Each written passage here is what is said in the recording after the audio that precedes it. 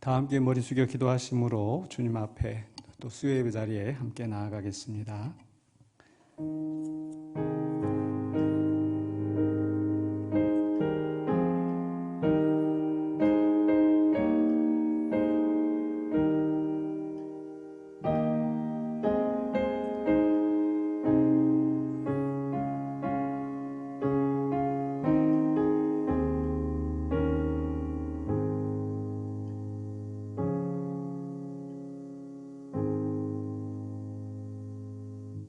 거룩하시고 존귀하신 아버지 하나님, 오늘도 우리에게 허락하신 귀한 날 주 앞에 머리 숙여 기도하오며 예배하게 하여 주시니 감사합니다. 주님 앞에 나와 겸손히 기도하오며 찬양하오며 또 주의 말씀을 듣고자 합니다. 하나님께서 이 시간 인도하여 주시고 우리의 삶을 주장하여 주시옵소서. 예수 그리스도 이름으로 기도하옵나이다. 아멘. 찬송가 452장입니다.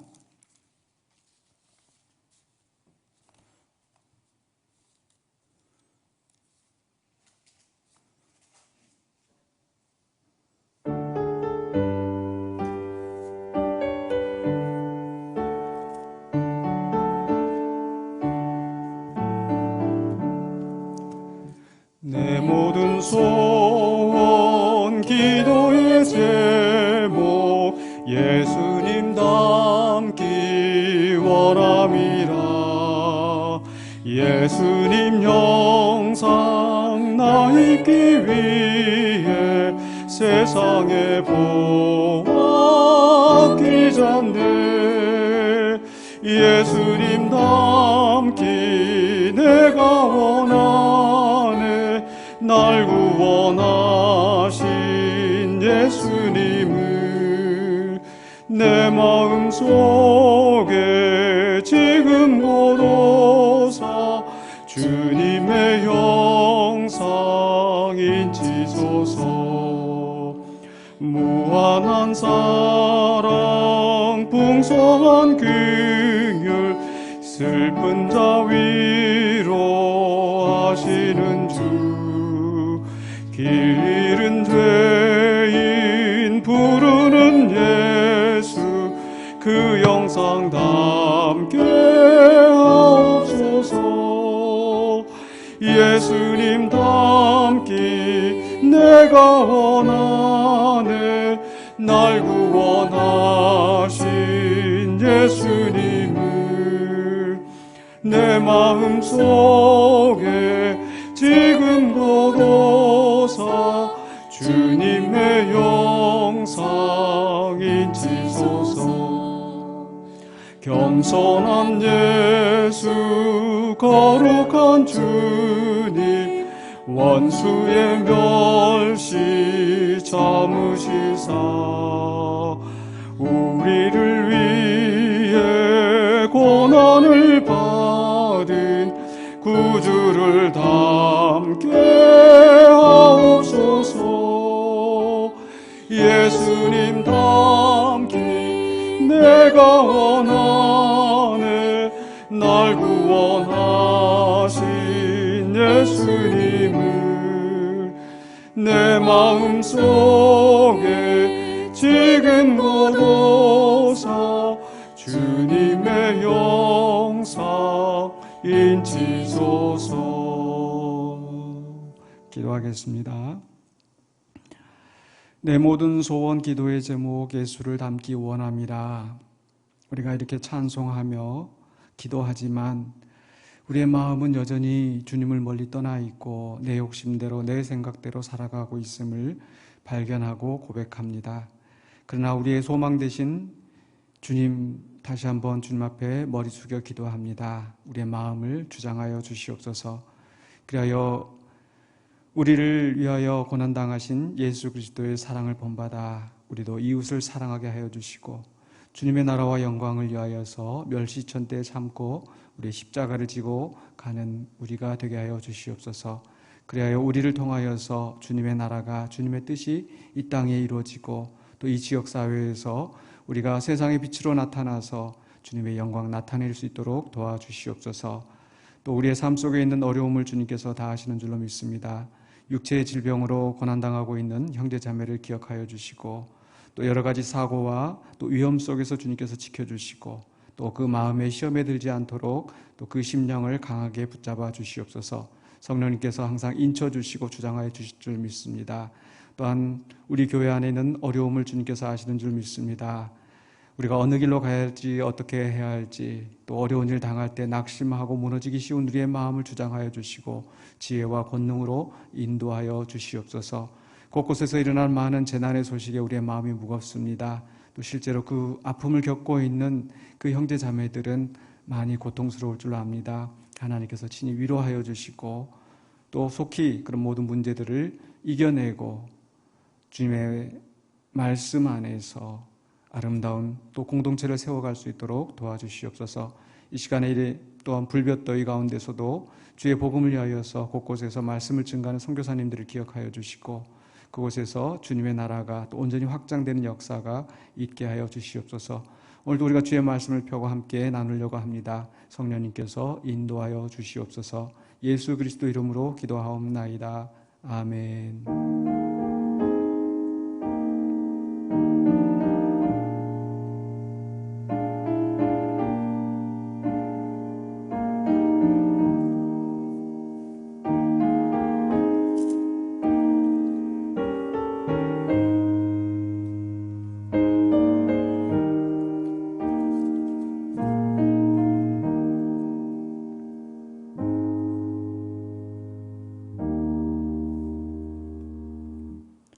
하나님 말씀 베드로전서 1장 13절로 21절입니다.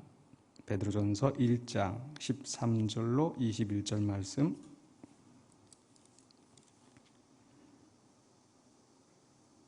제가 봉독하겠습니다. 그러므로 너희 마음에 허리를 동이고 근신하여 예수 그리스도께서 나타나실 때에 너희에게 가져다 주실 은혜를 온전히 바랄지어다. 너희가 순종하는 자식처럼 전에 알지 못할 때에 따르던 너희 사욕을 본받지 말고 오직 너희를 부르신 거룩한 이처럼 너희도 모든 행실에 거룩한 자가 되라. 기록되었으되 내가 거룩하니 너희도 거룩할지어다 하셨느니라. 외모로 보시지 않고 각 사람의 행위대로 심판하시는 이를 너희가 아버지라 부른즉 너희가 나그네로 있을 때를 두려움으로 지내라. 너희가 알거니와 너희 조상이 물려준 헛된 행실에서 대속함을 받은 것은 은이나 금같이 없어질 것으로 된 것이 아니요 오직 흠 없고 점 없는 어린 양 같은 그리스도의 보배로운 피로 된 것이니라. 그는 창세 전부터 미리 알림 바 되신 이나 이 말세에 너희를 위하여 나타내신 바 되었으니 너희는 그를 죽은 자 가운데서 살리시고 영광을 주신 하나님을 그리스도로 말미암아 믿는 자니 너희 믿음과 소망이 하나님께 있게 하셨느니라. 아멘. 네, 소망 있는 나그네의 삶이라는 제목으로 함께 본문 말씀의 은혜를 나누고자 합니다. 네, 베드로전서 1장 시작하면서 베드로 사도는 성도들을 향하여서 너희들은 흩어진 나그네라. 나그네는 집도 없고 또 생활의 터전도 없는 그러한 삶입니다. 참 불쌍한 사람이지만 그러나 우리 성도들은 불쌍한 나그네가 아니라 소망이 있는 나그네이다. 하늘로부터 유업이 예비되어 있고 또 그 유업을 얻도록 하나님의 권능으로 능력으로 보호하심을 입은 사람들이기 때문입니다. 그래서 우리는 소망이 있는 나그네이다. 또 1절로 7절에서 그렇게 소망 있는 나그네라 말씀하시고 또 8절로 12절에 가서는 그 소망의 내용이 무엇인가를 구체적으로 설명하고 있습니다. 우리가 얻는 그 장차 얻을 그 소망이 무엇인가? 영광스러운 즐거움, 또 칭찬과 영광과 존귀를 받게 된다라고 하는 또 믿음의 결국 곧 영혼의 구원을 얻게 된다. 영원한 생명을 얻게 된다라는 거죠. 우리는 이런 소망을 얻도록 준비되어 있는 사람들이다. 그래서 우리는 소망 있는 나그네다라는 것을 이제 앞에서 1절로 12절까지 이 베드로 사도가 성도들에게 이야기하고 있습니다. 그리고 나서 오늘 이제 13절에서는 그러므로 이렇게 시작을 합니다. 그러므로. 소망 있는 나그네이기 때문에 그러므로 어떻게 해야 되는가? 그래서 13절 이하에서는 우리가 이런 나그네로서의 삶을 어떻게 살 것인가? 나그네도 그냥 나그네가 아니고 어떤 나그네라고요? 소망 있는 나그네. 소망 있는 나그네로서 우리는 어떻게 살아야 되는가라고 말씀하고 있습니다. 그래서 오늘 봉독한 말씀 13절로 21절은 크게 두 부분으로 나눠집니다. 먼저 13절로 17절에서는 어떻게 살아야 할지 이 삶에 대한 명령을 세 가지로 주고 있고, 그리고 나서 18절로 21절에는 이러한 삶을 살도록 하게 하는 근본적인 원동력, 그 삶의 기초가 무엇인가를 또 우리에게 설명하고 있습니다. 먼저 첫 번째로 13절로 17절에 세 가지 삶의 명령을 살펴보겠습니다. 먼저 13절에서는요, 소망하라. 거기서 주고 있는 명령이 소망하라 이렇게 되어 있습니다. 13절 한번 보시면은요, 그러므로 너희 마음의 허리를 동이고 근신하여 예수 그리스도께서 나타나실 때에 너희에게 가져다 주실 은혜를 온전히 바랄지어다. 바랄지어다. 이게 명령어로 나와 있죠. 바랄지어다. 그래서 소망하라. 소망도 그냥 조금 적당히 믿는 것이 아니라 온전히 바랄지어다. 온전히 바랄지어다 라고 합니다. 앞에서 방금 전에 말씀드린 것처럼 1절부터 12절까지 우리는 성도들은 소망이 있는 사람들이다. 소망이 있는 것은 하나의 팩트, 사실로 설명을 하고 있습니다. 그런데 이 소망이라는 것은요, 우리 성도에게 있어서 하나의 특권이지만 또 다른 면에서 보면은 우리의 의무이다, 이런 말씀을 드리고 싶습니다. 그렇기 때문에 사도 베드로가 우리에게 소망하라, 소망이 있다 앞에서 말씀한 다음에 단지 소망이 있는 것으로 끝이 아니라 우리는 그 소망이 있기 때문에 소망을 기대해야 돼요. 바랄지어다. 우리의 의무라는 거죠. 왜냐하면 바로 우리가 이것을 소망할 때 우리 현재의 생각과 삶이 달라집니다. 그렇죠? 그러니까 미래, 우리가 소망을 미래에 얻는 것이지만 그 소망을 바라볼 때 우리의 삶이 달라져요. 미래에 소망이 있는데 그 소망을 생각하지 않는 사람과 그 소망을 생각하는 사람, 소망을 기대하며 바라며 사는 사람, 두 사람의 삶은 전혀 다른 거죠. 예를 들어서 수험생이나 입시를 앞두고 있는 수험생이나 또 경기를 앞두고 있는 운동선수들, 얼마나 그 과정이 힘듭니까? 그러나 그 성취하였을 때, 그 경기 날이 되었을 때 이루어질 그 날들을 기대하면서 소망하면서 내가 지금 열심히 이 훈련의 기간을 또 공부하는 시간들을 참아내는 거죠. 그렇죠? 그렇기 때문에 소망하라, 이것은 중요한 거예요. 우리 성도들도 단지 우리에게 먼 미래가 있다, 소망이 있다, 그걸 생각하면서 그냥 즐거워하고 기뻐하고 위로받고 그 정도가 아니라 그 소망을 바라보면서 우리가 살아야 하는 삶의 모습이 있기 때문에 근본적으로 우리는 첫 번째로 소망해야 합니다. 나그네로서 살면서 소망하는 삶을 살아야 돼요. 그래서 어떤 것을 소망하는가? 오늘 아까 13절에서 너희에게 가져다 주실 은혜를 온전히 바랄지어다. 언제 가져다 주시는가? 예수 그리스도께서 나타나실 때에. 예수 그리스도께서 나타나신다. 여기서 예수 그리스도가 나타나신다. 물론 우리에게 재림을 말씀하시는 겁니다. 근데 예수 그리스도께서 오실 때 이렇게 표현하지 않고 나타나실 때 이렇게 표현을 했어요. 그러니까 오실 때라고 하는 것은 멀리 가셨다가 다시 오시는, 물론 다른 복음서에도 그렇게 기록되어 있는 경우도 있지만 특별히 베드로는 그렇게 표현하지 않고 나타나신다. 즉 예수님은 우리에게서 멀리 떠나 계신 게 아니에요. 언제나 우리에게 가까이 계시고 우리와 함께 하시고 세상 끝날까지 우리와 함께 하시는데 다만 우리에게 보이지 않는 겁니다. 그런데 재림의 날에 분명히 우리 예수님은 이제 그 감추어졌던 모든 것들을 다 벗기시고 드러나시는 거예요. 그래서 예수 그리스도께서 나타나실 때에 그 다음에 나오는 말씀이 뭐예요? 너희에게 가져다 주실 은혜를 온전히 바랄지어다. 앞에서는 너희가 이런 은혜를 받을 것이다. 너희에게 이런 보상이 따를 것이다. 12절까지 그렇게 말씀했는데 이제 13절에서 그 은혜를 바랄지어다 라고 말씀하는 거죠. 그 은혜가 어떤 겁니까? 바로 우리가 예수 그리스도를 믿음으로 얻는 복, 장차 주님의 날에 얻게 될 영광스러운 보상. 앞에서 설명했었잖아요. 1장 7절에서 너희 믿음의 확실함은 불로 연단하여도 없어질 금보다 더 귀하여 예수 그리스도께서 나타나실 때에 칭찬과 영광과 존귀를 얻게 할 것입니다. 또 8절 하반부와 9절에서도 믿고 말할 수 없는 영광스러운 즐거움으로 기뻐하니 믿음의 결국 곧 영혼의 구원을 받음이라. 이게 다 하나님의 은혜예요. 예수 그리스도로 말미암아 우리에게 준 하나님의 은혜인데 그것을 바라보면서 지금 살아야 되는 겁니다. 그저 그냥 먼 미래에 일어난 일이니까 지금 신경 쓰지 말자. 미래는 아직 오지 않았으니까 그런 게 아니지 않습니까? 바로 그날을 우리는 바라보면서 살아야 돼요. 바랄지어다.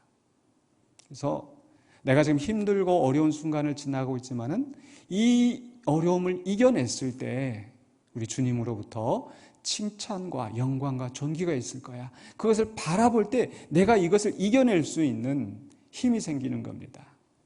그래서 우리는 그 날을 바라보면서 우리는 살아가야 돼요. 그래서 바랄지어다. 그런데 오늘 또 말씀하시는 게 뭐냐면 온전히 바랄지어다 그 앞에 나와 있는 말씀이 뭐예요? 허리를 동이고 근신하여 이렇게 말씀하고 있죠. 허리를 동이고 근신하여. 허리를 동이고 근신하다. 근신하다는 것은 깨어있는다라는 건데요. 이 허리를 동이고 깨어있는 거 어떤 것이 연상이 되십니까? 그냥 우리는 막연하게 그냥 성경을 이렇게 읽어 내려갈 수 있는데 사실 이 말씀이 오늘 그 본문의 말씀 곳곳에서 그 유월절 장면을 많이 연상하게 합니다.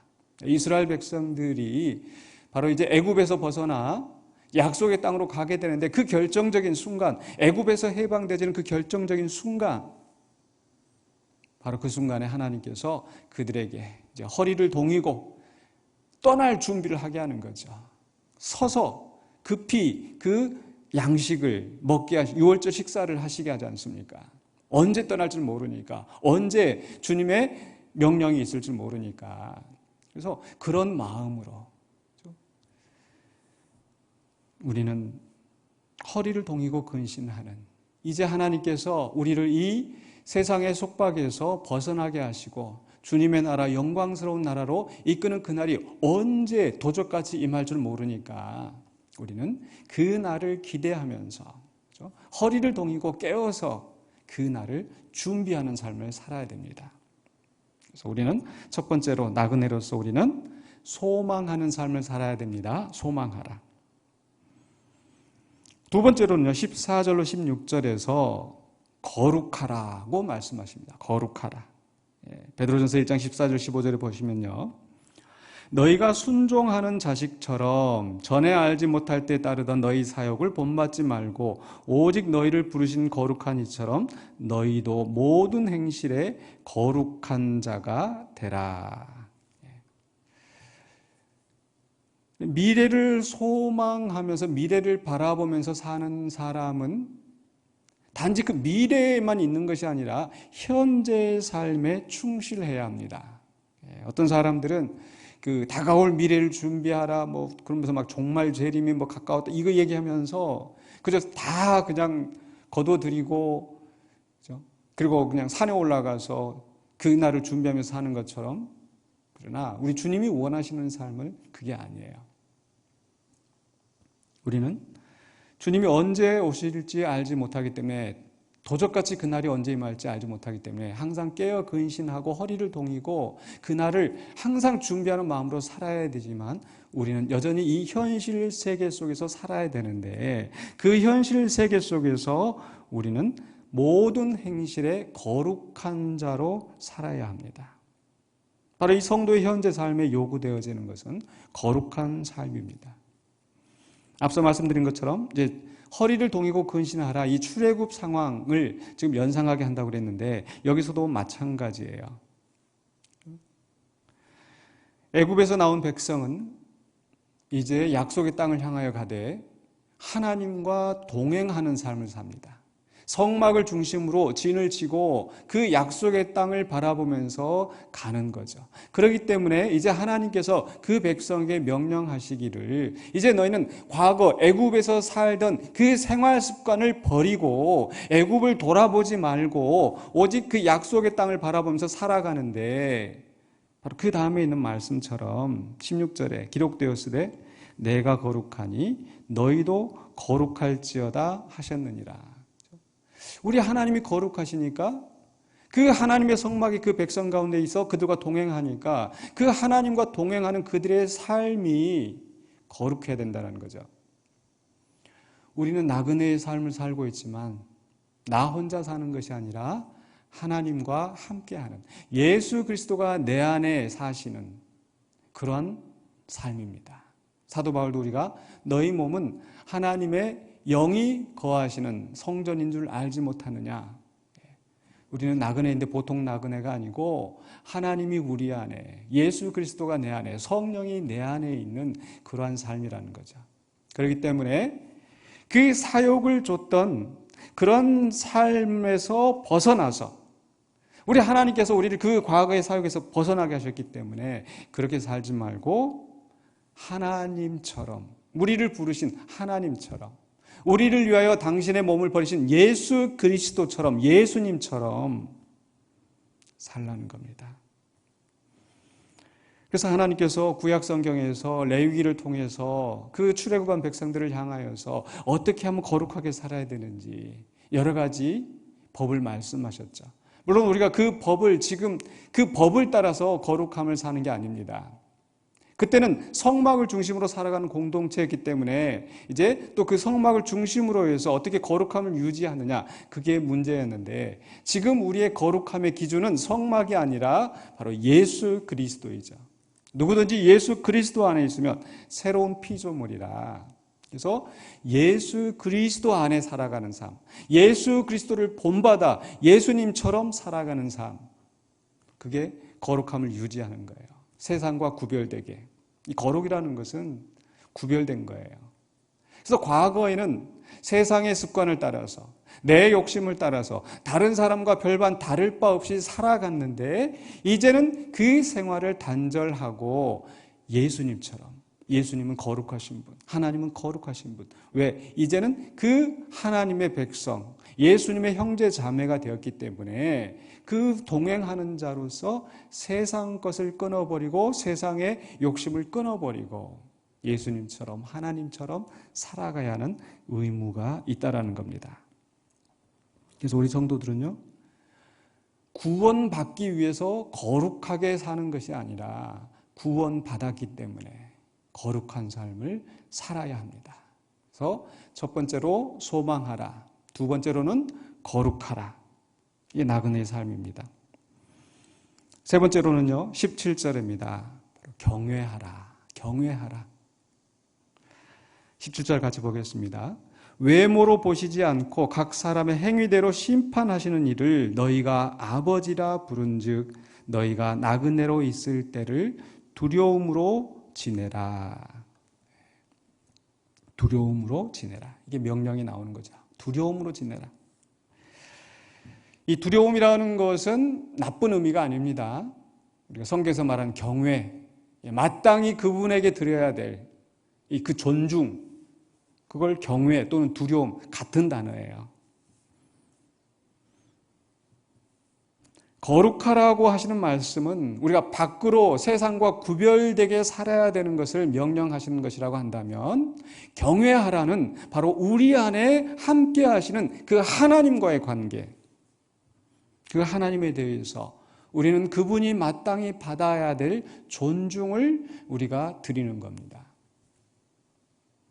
특별히 오늘 말씀하실 때에 너희가 아버지라 부른즉 이렇게 말씀하셨어요. 아버지라 부른즉. 아버지는 특별히 친근함의 의미가 있습니다. 그렇죠? 예수님께서도 우리를 이제 하나님을 향하여서 아빠 아버지라 부를 수 있게 하셨다. 우리 예수님께서 아빠 아버지라 부르셨고 또 사도 바울도 우리에게 그런 관계, 우리가 하나님과 우리의 관계가 부모, 아버지와 자녀의 관계로 되었다는 것을 말씀하는데, 아버지는요 친근함의 대상이기도 하지만 동시에 존중함이 있어야 됩니다. 존중함이, 그렇죠? 존중함.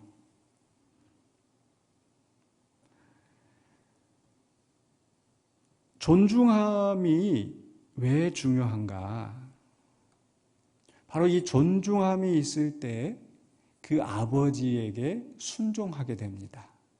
그러니까 우리가 아버지를 친근하게 대하지만 동시에 존중을 해서 그 아버지의 말씀을 허투루 듣지 않고 아버지에 대해서 어떤 존경함을 나타내는 거죠.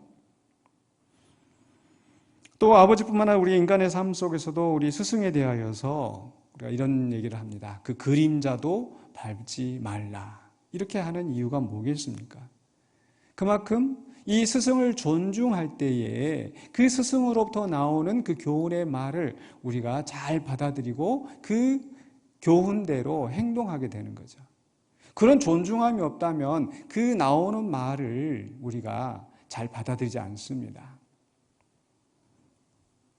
그렇기 때문에 우리가 하나님에 대해서 경외하는 마음을 가져야 됩니다.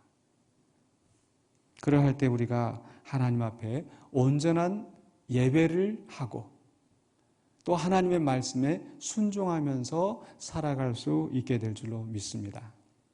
나그네로 살아간다고 해서 우리의 삶이 대충 헛두루 사는 게 아닙니다. 아마 그런 경험 해보신 적이 있지 않으실까 싶어요. 우리가 내가 잘 아는 동네에서 내가 거주하는 또 내가 직장이 있는 곳에 살 때는 참 우리의 행동을 많이 조심합니다. 누가 볼까? 그죠? 그런데 나를 알지 못하는 곳에 가 있을 때는 그저 조금 적당히 그렇게 살아가는 우리의 마음. 그러니까 나그네로 산다고 해서 우리가 적당히 사는 것이 아니라 정말 하나님 우리에게 원하시는 삶, 소망하고 거룩하고 경외하고 이것이 우리가 나그네로서 살아가야 되는 삶의 모습입니다. 그런데 이것을 우리가 잘 살 수 있도록 하나님께서 우리에게 허락하여 주신, 보장하여 주신 우리의 근본된 변화된 삶이 있습니다. 그게 바로 18절로 21절에 베드로는 다시 우리를 구원하신 하나님의 역사에 초점을 맞추는데요. 거기서 우리의 삶의 기초, 소망이 있는 나그네로서 살아가는 그 삶의 기초가 무엇인가? 두 가지로 요약되어지는데 저는 그것을 대속과 귀속이라는 말로 요약하고 싶습니다. 대속과 귀속이다. 대속이라고 하는 것은요, 18절로 19절에서 조상의 헛된 행실에서 대속하였다. 이 대속하였다라는 것은요, 값을 치르고 그 노예에서 속박에서 해방시켰다라는 의미입니다. 대속이라는 것. 1장 18절입니다.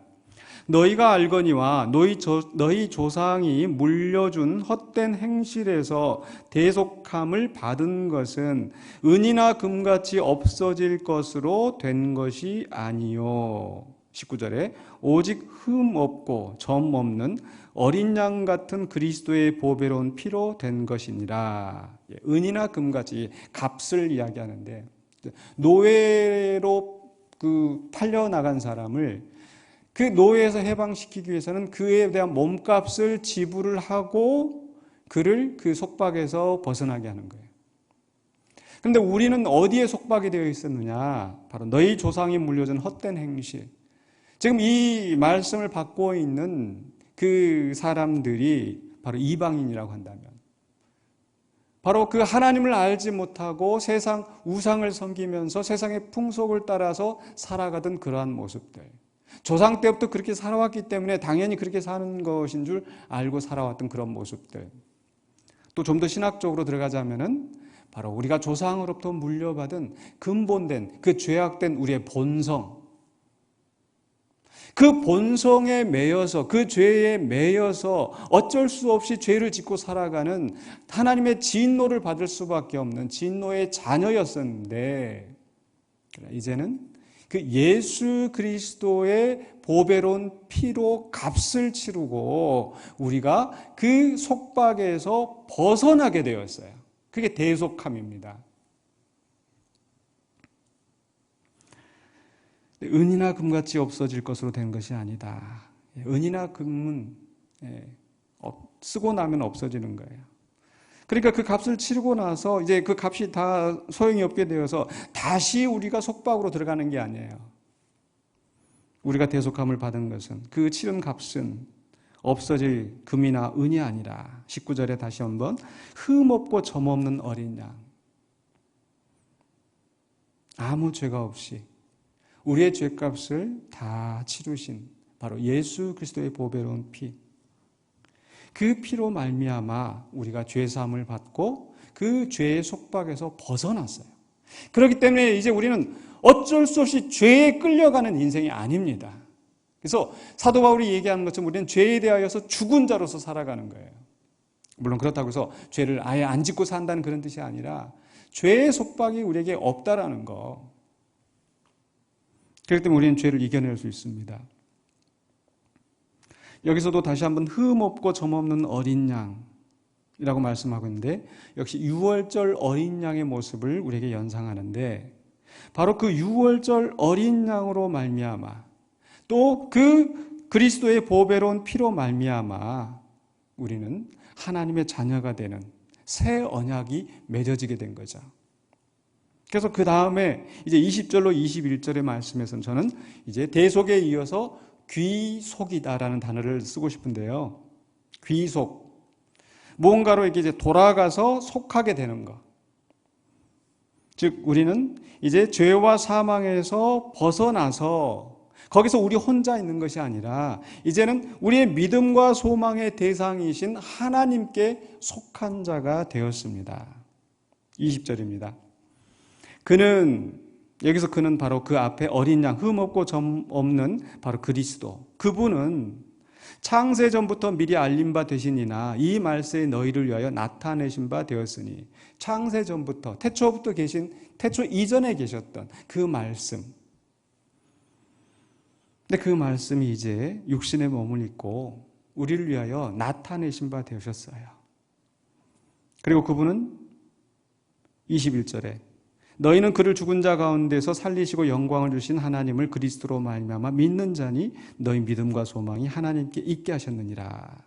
바로 예수 그리스도가 죽으시고 살아나셨는데 바로 하나님께서 그 일을 하셨는데, 그리고 죽은 자 가운데서 그를 일으키시고 그를 영광스럽게 높이셨는데 바로 그 하나님을 우리가 그리스도로 말미암아 믿게 되었습니다.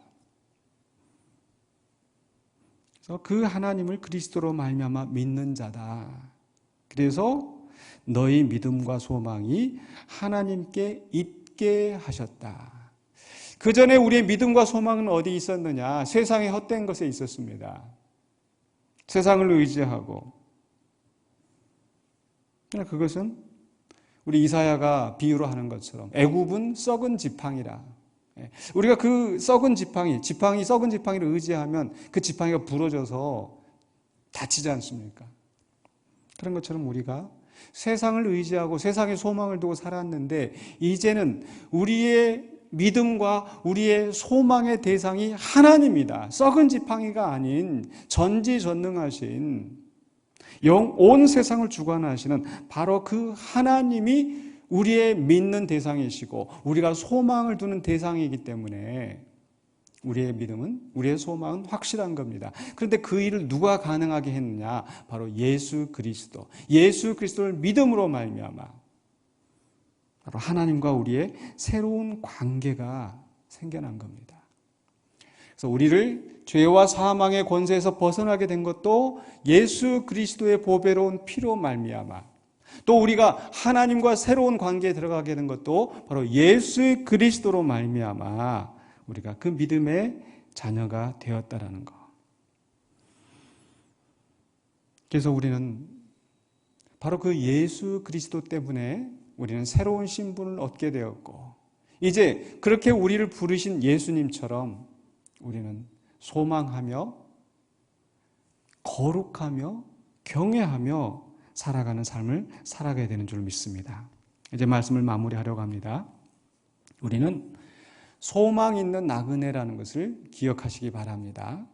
비록 우리의 삶이 세상에서 드러나 보이지 않는, 어떻게 보면 초라할 그런 모습이라 할지라도 우리는 분명히 하나님의 택하심을 받고 예수 그리스도로 말미암아 의롭다함을 얻고 구원함을 얻게 되는, 그리고 하나님의 능력으로 보호하심을 입다가 장차 영원한 생명, 영광스러운 즐거움을 얻게 되는 소망 있는 나그네라는 것, 그 나그네인 것을 기억하시고 그 나그네로서 우리에게 말씀하시는 명령 3가지 오늘 기억하시기 바랍니다.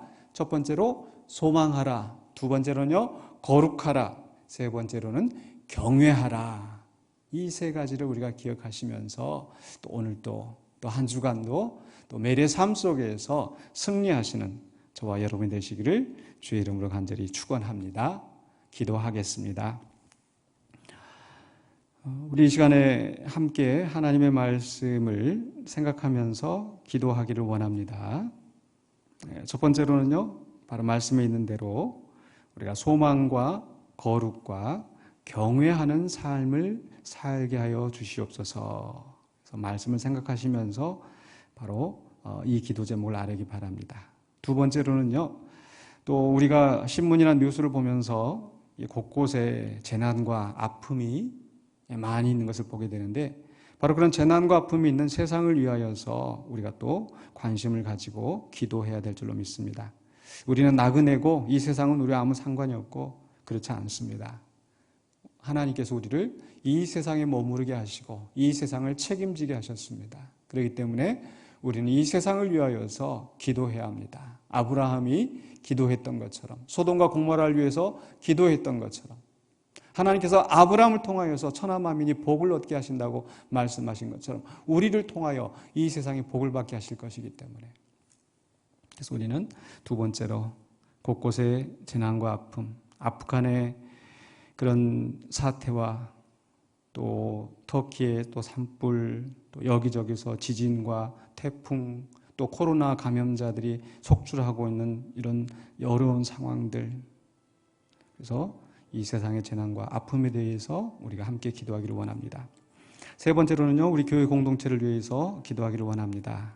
매주일마다 분쟁과 혼란이 지속되고 있고 그 속에서 우리 성도들의 마음이 참 힘들고 어려운 상황입니다. 하나님의 은혜 가운데에서 이 분쟁과 혼란이 속히 종식되게 하여 주시옵소서. 또 이것을 위하여서 우리가 어떻게 해야 될지 우리에게 지혜와 힘과 용기를 허락하여 주시옵소서 기도하면서, 또 한 가지, 우리 교회가 여러 성도들이 법원에 공동의회를 소집하여서 빨리 이 분쟁과 종식이 마무리될 수 있도록 방향을 결정하게 해달라, 이제 그런 취지로 공동의회 소집을 하였습니다. 소집 청원을 이제 법원에 신청하였습니다. 그렇기 때문에 이 법원에 신청한 공동의회 소집건이 잘 마무리되어져서 속히 또 우리 교회가 한 방향으로 이제 결정을 하여서 분쟁과 종식이 마무리될 수 있도록 교회를 위해서 기도해 주시기 바랍니다. 3가지 기도 제목드렸습니다. 오늘 말씀을 생각하시면서 두 번째로 이 세상을 위하여서, 세 번째로는 우리 교회의 공동체를 위하여서 함께 잠깐이라도 같이 기도하기를 원합니다. 기도하십시다.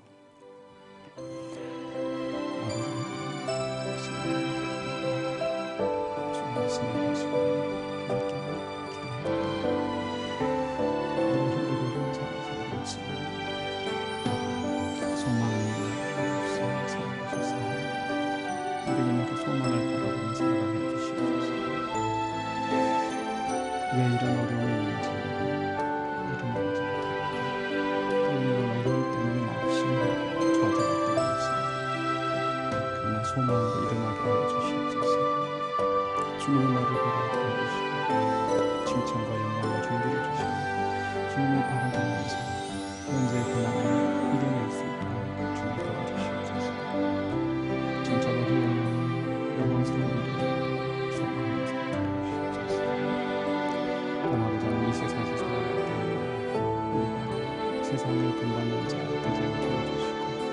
내 욕심을 따라가는 자들이 않게 하시고 이 세상 속하지 않은 자로서 기도하는 삶을 살아갈 수 있도록 도와주시옵소서. 이제는 더 이상 세상의 백성이 아니고 하나님 나라의 백성이고 세상의 자녀가 아니고 하나님의 자녀이기 때문에 하나님의 본받아 하나님처럼 거룩한 삶을 살아갈 수 있도록 도와주시옵소서. 과거의 욕심에 매여 내 죄악에 매여 살아가던 이런 모습을 이제는 예수 그리스도의 뜻을 따라 성령의 인도하심을 따라 살아가는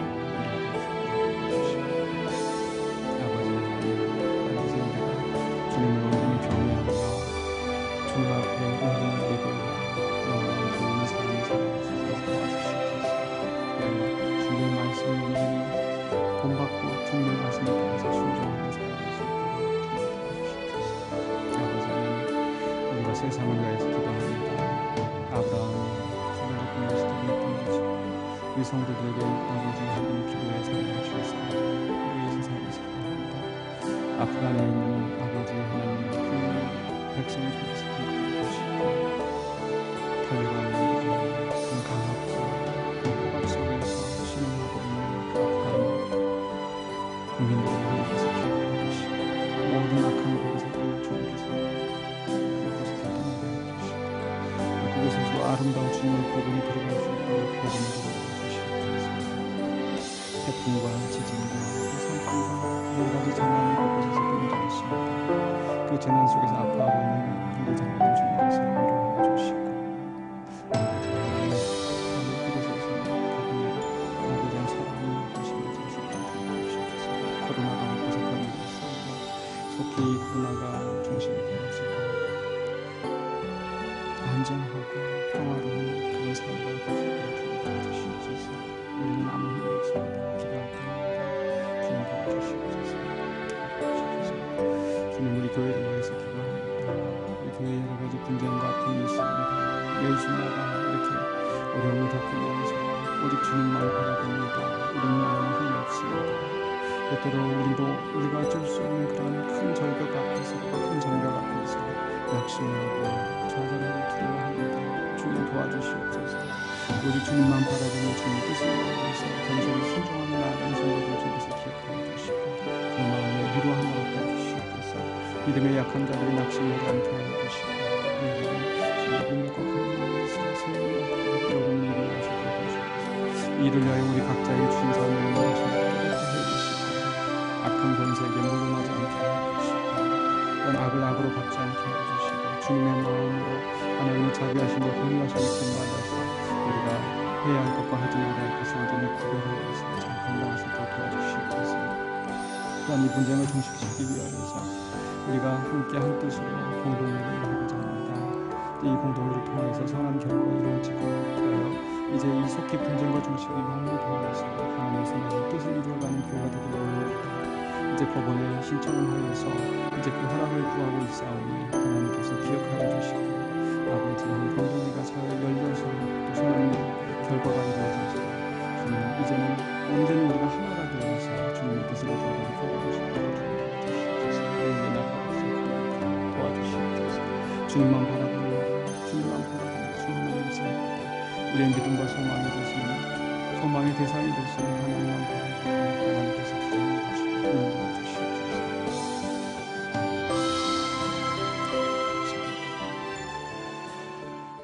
거룩하신 아버지 하나님 감사합니다. 예수 그리스도로 말미암아 우리의 망령된 우리의 헛된 행실에서 우리를 해방시켜 주시고 하나님의 자녀 되게 해주시고 하나님 백성 되게 하셨사오매 이제 우리가 하나님을 믿는 믿음 안에서 소망 안에서 살아가기를 원합니다.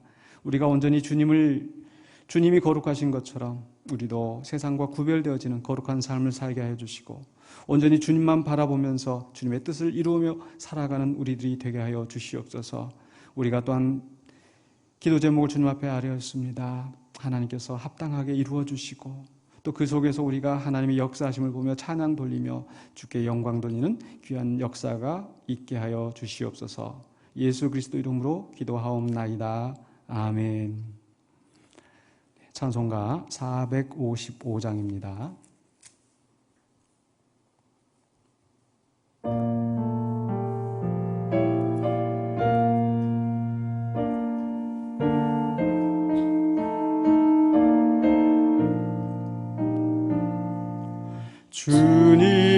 주님의 마음을 본받는 자, 그 맘에 평강이 찾아오면 험악한 세상을 이길 힘이 하늘로부터 임함이로다. 주님의 마음 본받아 살면서 그 거룩하신 나도 이루리. 주 모습 내 눈에 안 보이며 금성 내 귀에 안 들려도 내 영혼 날마다 주를 만나 신령한 말씀 늘 배우도다. 주님의 마음 본받아 살면서 그 거룩하신 나도 이루리. 가는 길 거칠고 험하여도 내 맘에 불평이 없어짐은 십자가 고난을 이겨내신 주님의 마음 본받음이라. 주님의 마음 본받아 살면서 그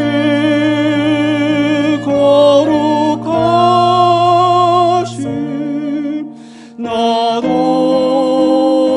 이루리. 주 예수 세상에 다시 오신 그날의 무성도 변화하여 주님의 빛나는 그 영상을 다 함께 보며 주 찬양하리.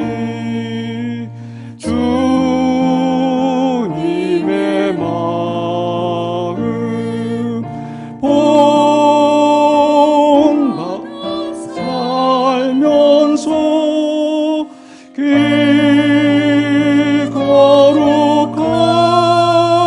거룩하신 나도 이루리. 지금은 우리 주 예수 그리스도의 은혜와 하나님의 사랑하심과 성령님의 감동 감화하심이 주 앞에 예배하는 모든 심령들에게 이제부터 영원토록 함께 있을지어다. 아멘.